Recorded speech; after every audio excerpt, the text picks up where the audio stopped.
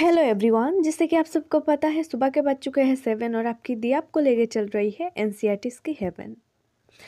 सो बच्चों, आज का हमारा चैप्टर है क्लास 7 की सिविक्स की फर्स्ट चैप्टर जो है ऑन इक्वलिटी। आज हम अपने इस चैप्टर पर ऑन इक्वलिटी क्या चीज़ है, इक्वलिटी क्या चीज़ है, डेमोक्रेसी में इक्वलिटी क्या मायने रखता है और भी बहुत सारे ऐसे चीज़ों के बारे में हम समझेंगे। डिस्क्रिमिनेशन, प्रिजडिस, इनइक्वलिटी क्या होती है और कैसे लोग इससे जूझ रहे हैं, कैसे लोग इसको करते हैं, इनइक्वलिटी कर लेते हैं।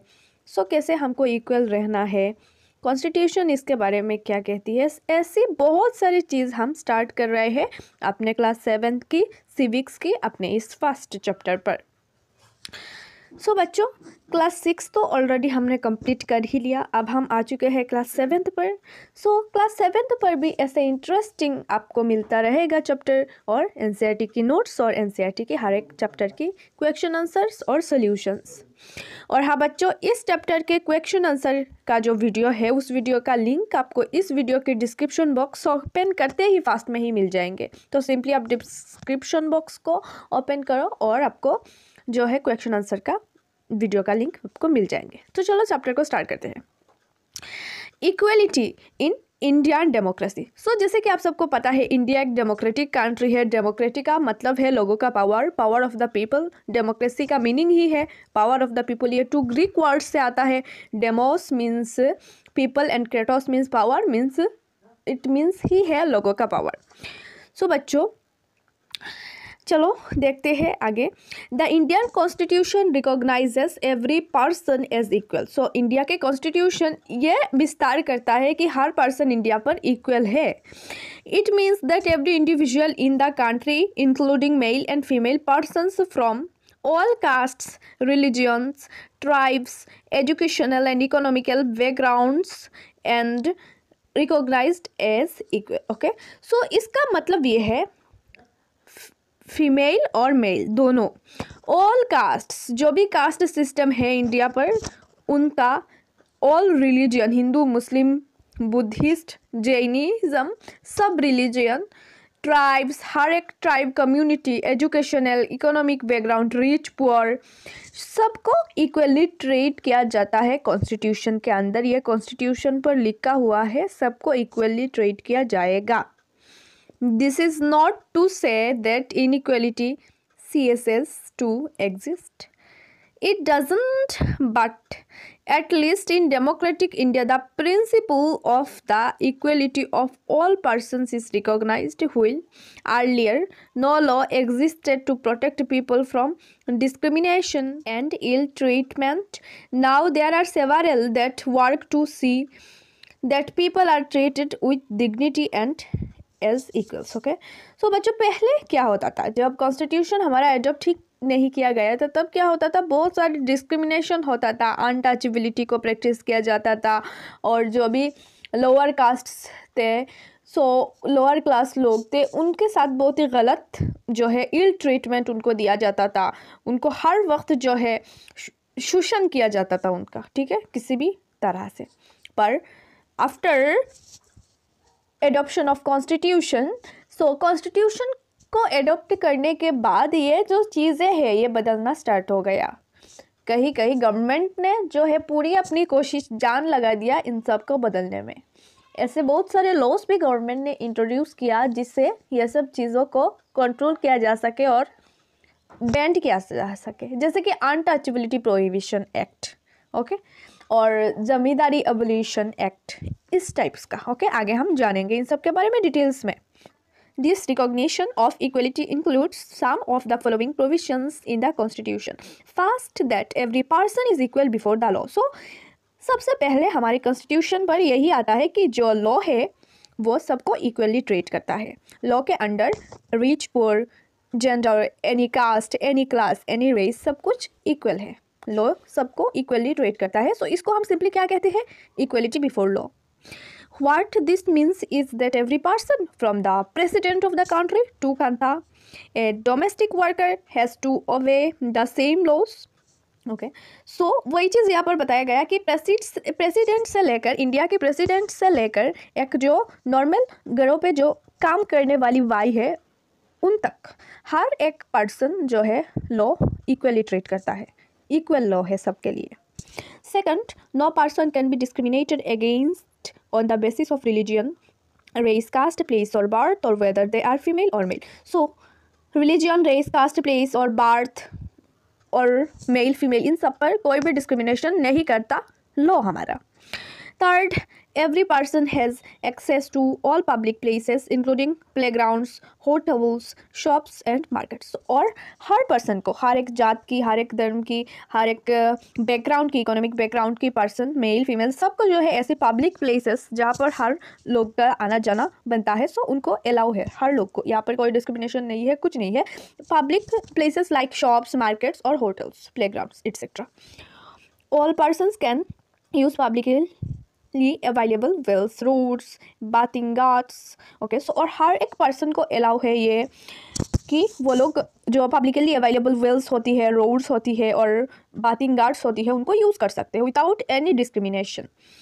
Fourth, untouchability has been abolished. हाँ, जैसे मैंने पहले ही आपको बताया, अनटचेबिलिटी जो है एक गंदा प्रथा था, उसको एबोलिश किया गया, उसको जो है बैंड किया गया इंडिया से।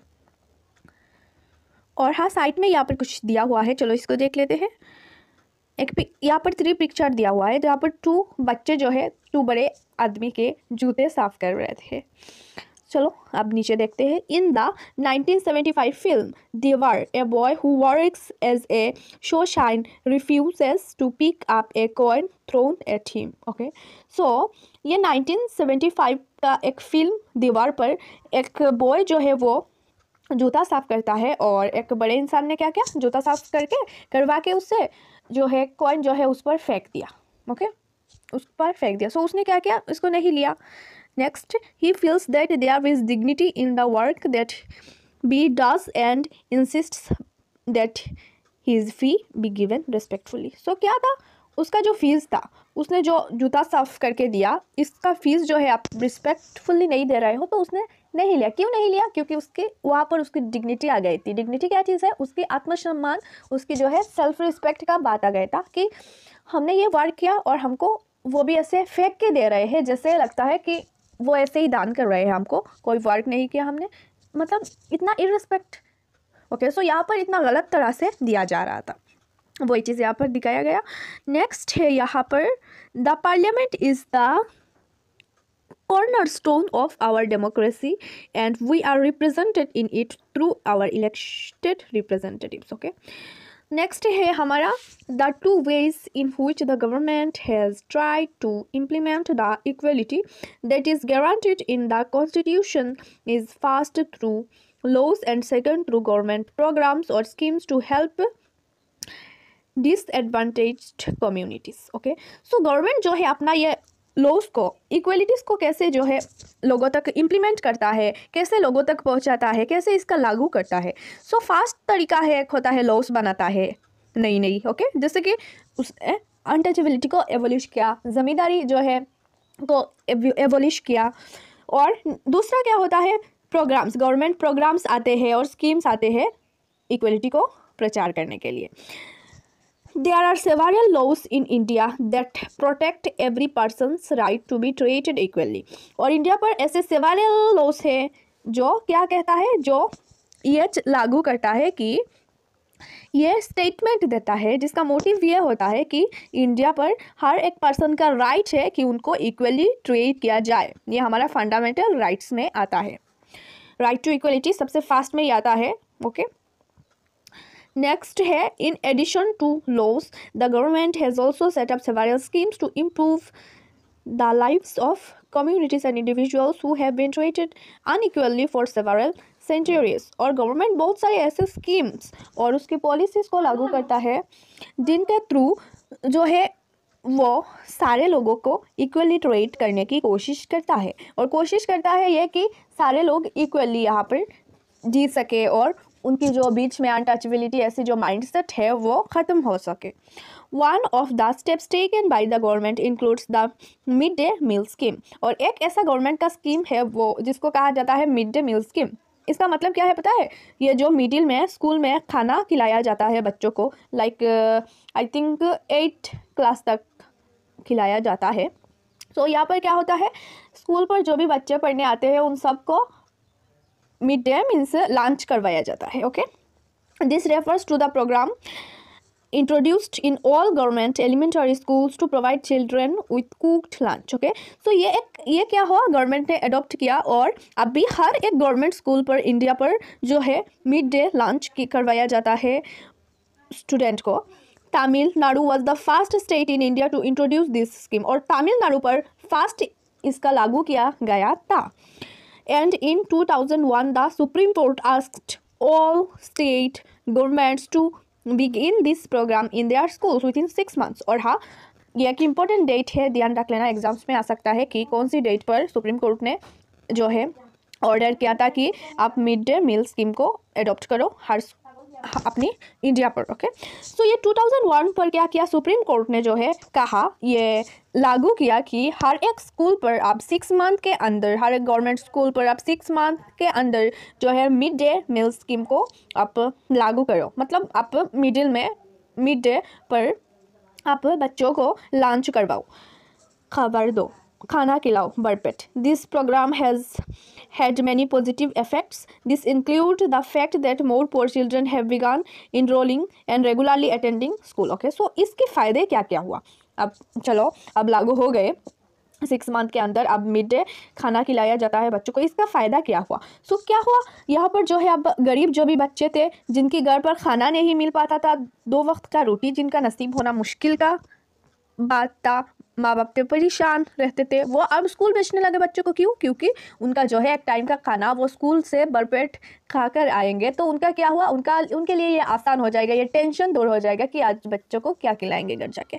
So which is teachers reported that earlier children would often go home for lunch and then not return to school, but now with the midday meal being provided in school their attendance has improved। और एक चीज़ होता था, एक school में अगर 2 shifting होता है, 2 shift होता है, मॉर्निंग एंड जो इवनिंग। सो क्या होता था, मॉर्निंग के जो बच्चे हैं जिनका इवनिंग में क्लासेस होता था वो क्या करते, लंच के लिए घर पर जाते थे, आसपास में तो घर होता था, और जाके फिर नहीं आते थे, तो क्या होता था, वो नहीं आते थे, इस दिन का छुट्टी मार लेते थे। सो ये कम हो गया था। क्यों, क्योंकि आप स्कूल पर ही प्रोवाइड किया जाता है खाना, इसलिए बच्चे जो है स्कूल पर ही रहते हैं, और जो लास्ट शिफ्ट का जो क्लासेस था वो भी अटेंड करते थे। Their mothers who earlier had to interrupt their work to feed their children at home during the day now no longer need to do so. और हाँ, जो भी बच्चे की मम्मियाँ वर्क करती थी, लाइक कोई एम्प्लॉयड थी तो कोई दूसरों के घरों में वर्क करती थी, तो ऐसा वैसा था ना। सो उनको क्या होता था, मिड डे में उनको पता था अपने बच्चे जो है घर पर खाना खाने आएंगे, तो उनको वर्क जो है ब्रेक करके आना पड़ता था, घर पर आके बच्चों को खाना खिला के फिर जाना पड़ता था। तो इसमें टाइम का कुछ उनका लॉस हो जाता था, वो भी नहीं होता था, वो भी जो है विदाउट एनी टेंशन वो भी वर्क कर रहे थे कि अब स्कूल पर खाना दिया जाता है। This program has also helped reduce caste prejudice because children of all castes in the school eat the meal together। Okay, so ये और एक भी फ़ायदा पहुंचाता है, इनइक्वालिटीज़ जो था उसको भी हटाता है कहीं ना कहीं। कैसे, क्योंकि जो दलित वुमेन है उनको बेसिकली ये वर्क प्रोवाइड किया जाता था खाना बनाने का स्कूल में, और वो भी एम्प्लॉयड थे, और दलित वुमेन जो है वो खाना बनाते थे, और सब upper caste, lower class cast, सब बच्चे स्कूल में एक साथ बैठकर खाना खाते थे। यहाँ पर कोई इनइक्वालिटी नहीं, कुछ नहीं, अनटचेबिलिटी नहीं, ये कुछ नहीं, और वो भी दलित वुमेन का खाना अपर कास्ट, लोअर कास्ट सब खाते थे। तो देख सकते हो आप कितना यहाँ पर इम्प्रूवमेंट हो रहा था, और कितना जो है सब इक्वली ट्रीट किया जा रहा था। इससे क्या होता था, जो मेंटेलिटी है वो भी धीरे धीरे चेंज हो रहा था। The midday meal program also helps reduce the hunger of poor students who often come to school and cannot concentrate because their stomachs are empty। Okay, और जो भी पुअर बच्चे थे जो विदाउट मील स्कूल पर, विदाउट ब्रेकफास्ट जो school पर आते थे, और वो पढ़ाई पर मन नहीं लगा पा रहे थे। क्यों, क्योंकि उनकी जो स्टोमक्स थे वो खाली थे, उनका पेट खाली था, और वो क्या कर रहे थे, वो पढ़ाई पर मन नहीं लगा पा रहे थे, तो वो भी दूर हो गया था। स्कूल पर खाना प्रोवाइड किया जाता है, सो वो खा के पढ़ाई अच्छे से कर पाते थे। While government programs play an important role in increasing equality of opportunity, there is much that still needs to be done. While the midday meal program has helped increase the enrollment and attendance of poor children in school, there continues to be big differences in our country between schools that the rich attend and those that the poor attend। हाँ, ये वही चीज़ अभी भी कहीं कहीं जगहों पर या फिर ऐसा हो जाता है कि है अभी भी, मतलब ये सब चीज़ें प्रेजेंट है कि रिच का स्कूल जो है वो अलग है, वो इतना डेवलप्ड है, और नॉर्मल जो गवर्नमेंट स्कूल है वो इतना डेवलप्ड नहीं है, वहाँ पर उस क्वालिटी का पढ़ाई नहीं हो रही है, right. Okay, even today there are several schools in the country in which Dalit children are discriminated against the treated unequally, और अभी भी even today जो है कुछ कुछ स्कूलों में कंट्री पर दलित जो है चिल्ड्रंस उनको उनकी डिस्क्रिमिनेटेड हो रहा है उनकी अगेंस्ट, और उनको जो है अनइक्वली ट्रीट किया जा रहा है।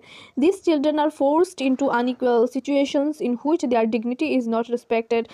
This is because people refuse to think them as equal even to the law requires it. Okay, so अभी भी कुछ कुछ जगहों पर क्या हो रहा है ये पता चल रहा है, जहाँ पर क्या हो रहा है, दलित बच्चों का पढ़ाई नहीं हो रहा है स्कूल पर, उनका डिस्क्रिमिनेशन हो रहा है।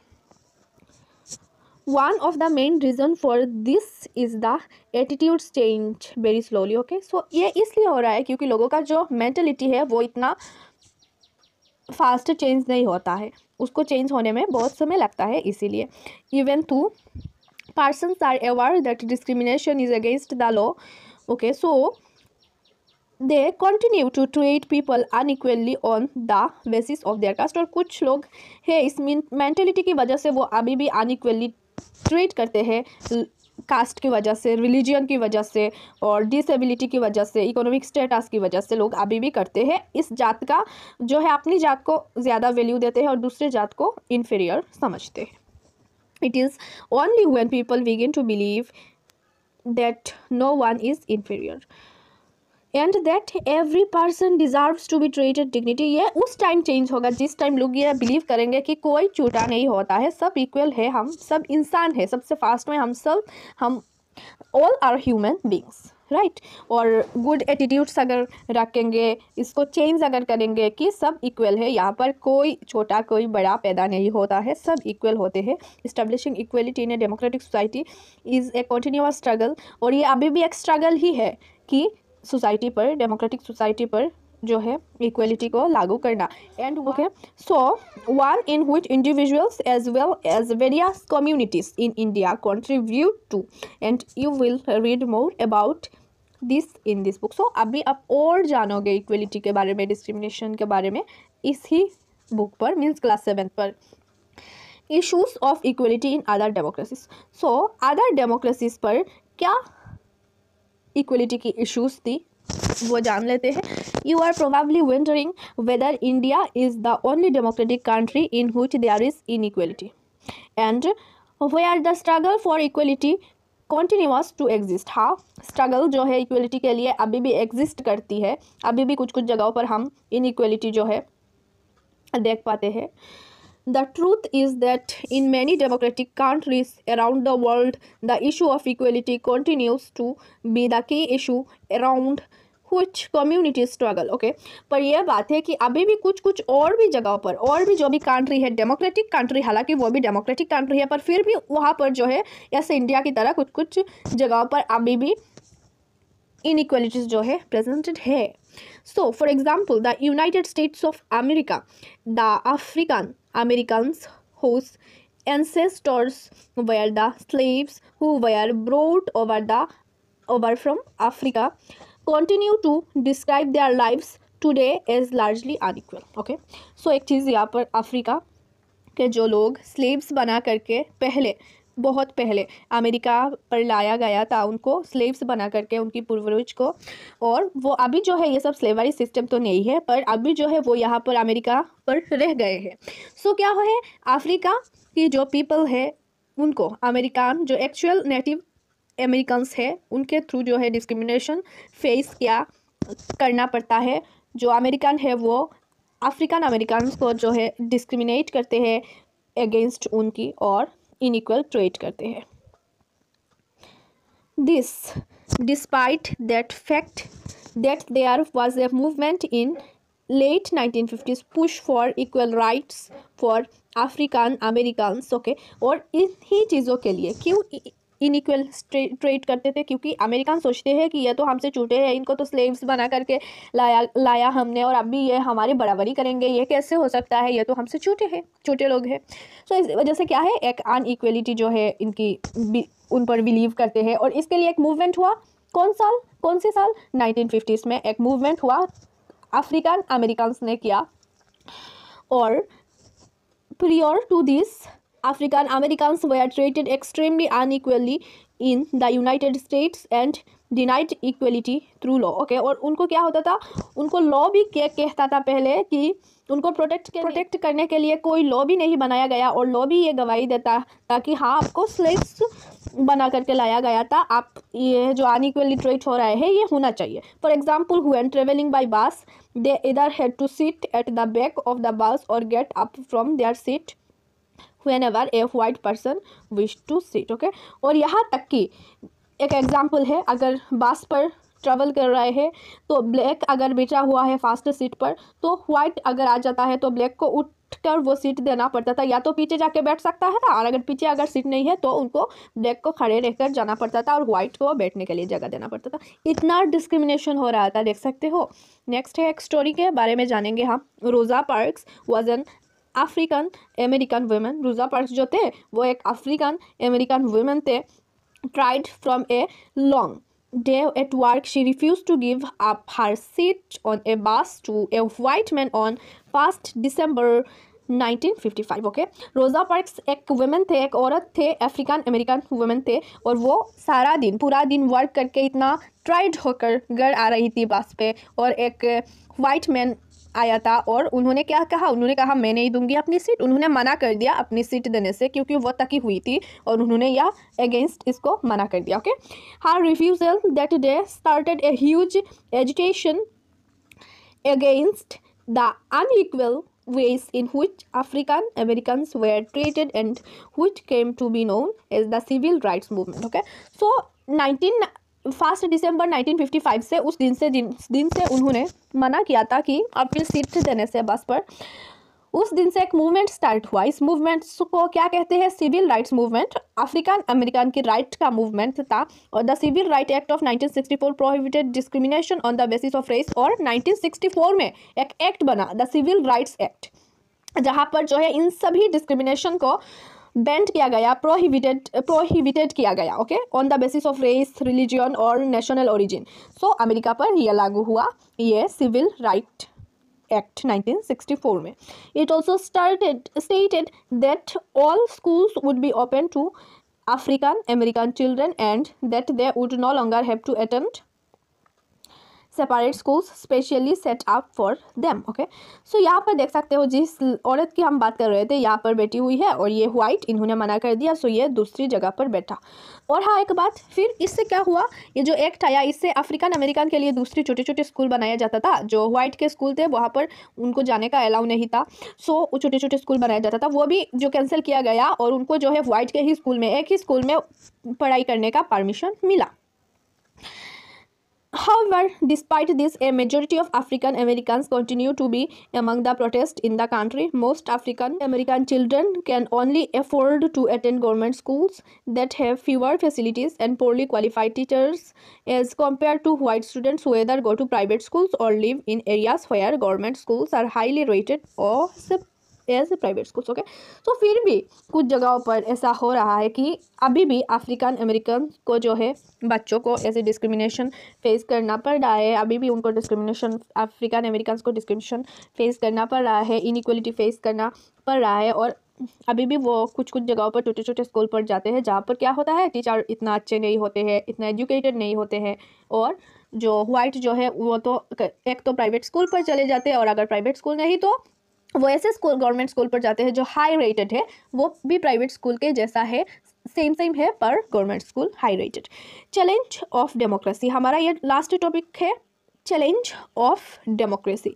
No country can be described as being completely democratic. Okay, so कोई भी ऐसा कंट्री नहीं है जो दिल थाम के कह सकता है कि हम तो completely democratic है.